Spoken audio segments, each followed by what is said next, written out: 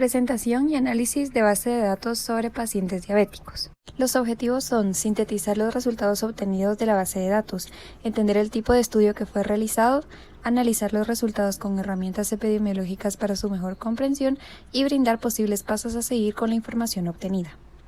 La metodología se resume en el siguiente diagrama de flujo. Se inició observando la base de datos para determinar qué variables estaban incluidas y discriminar según eran cualitativas o cuantitativas y poder prever cómo resumir, agrupar y ordenar los datos. Luego se realizó estadística descriptiva calculando frecuencias para variables cualitativas y medidas de tendencia central para variables cuantitativas.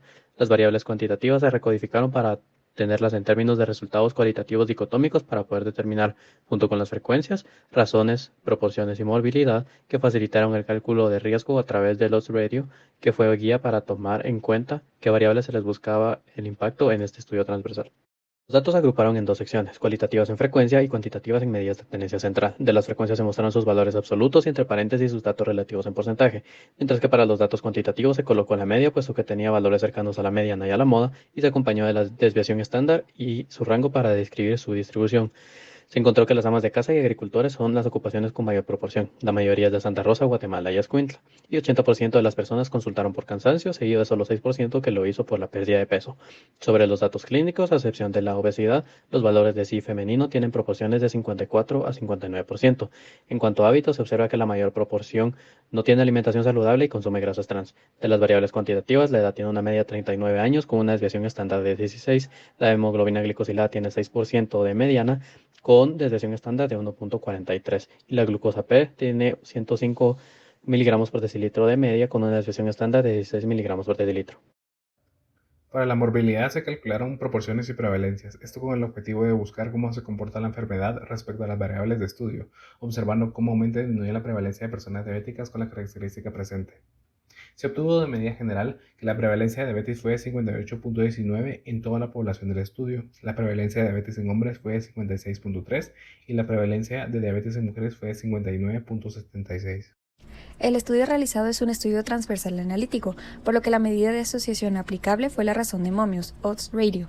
Las variables presentadas en la base de datos muestran factores que pueden o no influir en la presencia de diabetes confirmada en los pacientes.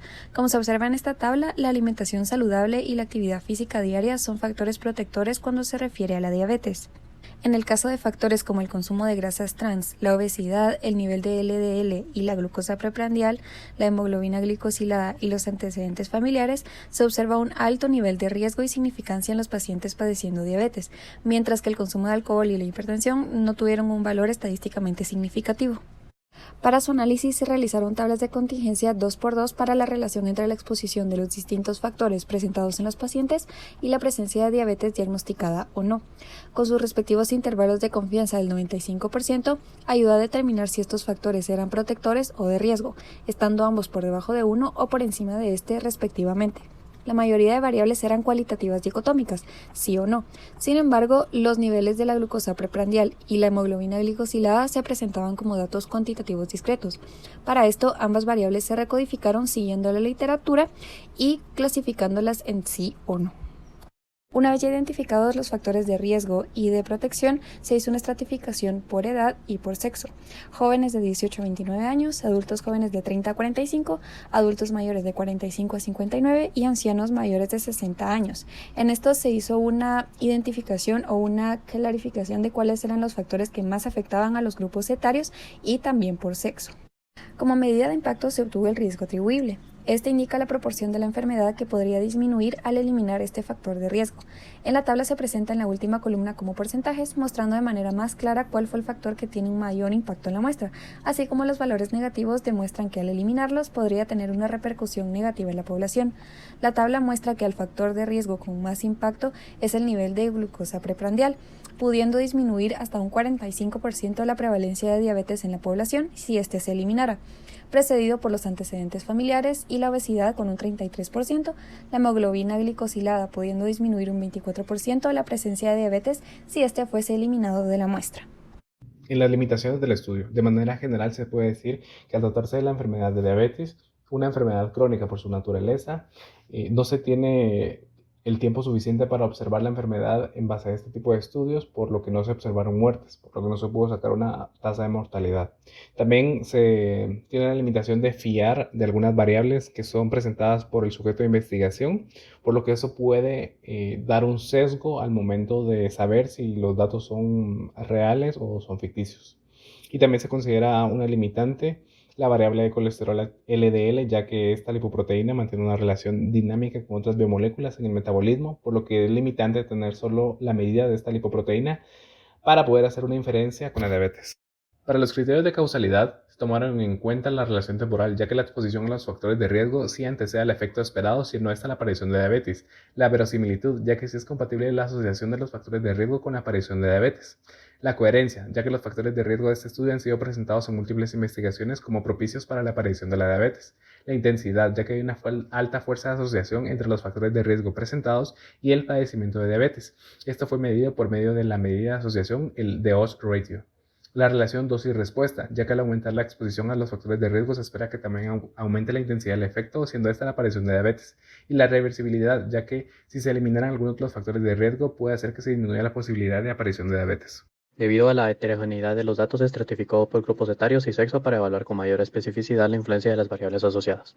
Tanto jóvenes como adultos jóvenes de ambos sexos con diabetes mostraron una gran proporción de no alimentación saludable, consumo de grasas trans, hemoglobina glicosilada alta y glucosa preelevada, pero los jóvenes masculinos también carecen de actividad física, son obesos, tienen LDL elevados y ambos grupos etarios masculinos presentan antecedentes familiares. Ambos grupos etarios carecen de alimentación saludable, consumen grasas trans, hemoglobina glicosilada y glucosa preelevada, pero las adultas mayores femeninas tienen LDL elevado y ambos grupos etarios masculinos presentaron obesidad y antecedentes familiares. Se determinó que todos los grupos tienen glucosa preelevada y hemoglobina glicosilada elevada, como se espera en los pacientes diabéticos, por lo que serían variables útiles para su diagnóstico en monitoreo. En todos los grupos se encontró que gran proporción carece de alimentación saludable y consume grasas trans, por lo que esas serían las variables principales a estudiar por su influencia en todos los grupos, considerando que son los factores segundo y quinto más influyentes respectivamente. Con respecto al sexo masculino, se observa que al menos 2/3 tienen antecedentes familiares y son obesos, de los principales factores de impacto, siendo variables a considerar para estudios futuros. En cuanto a las LDL, se presentaron principalmente en jóvenes masculinos y adultas mayores femeninas. Sin embargo, estas tienen una dinámica compleja, por lo que se sugiere incluir un panel de lipoproteínas para poder realizar un análisis de lípidos más riguroso. Finalmente, para los ancianos se observó una gran proporción de pacientes con carencia de actividad física que tiene un impacto elevado. Conclusiones. La prevalencia de diabetes en el estudio fue de 58.19. La prevalencia de diabetes es mayor en mujeres que en hombres. Los antecedentes familiares se presentaron con mayor frecuencia en el sexo masculino de los diabéticos de todos los grupos etarios en comparación a las mujeres diabéticas de todos los grupos etarios. El factor de mayor impacto a nivel global fue el de la glucosa preprandial, pudiendo disminuir un 45% de la enfermedad si este factor fuese removido. El consumo de grasas trans fue el factor de riesgo más frecuente en la población presente en todos los grupos etarios de ambos sexos. La dieta saludable fue el factor protector menos frecuente en la población presente en todos los grupos etarios de ambos sexos.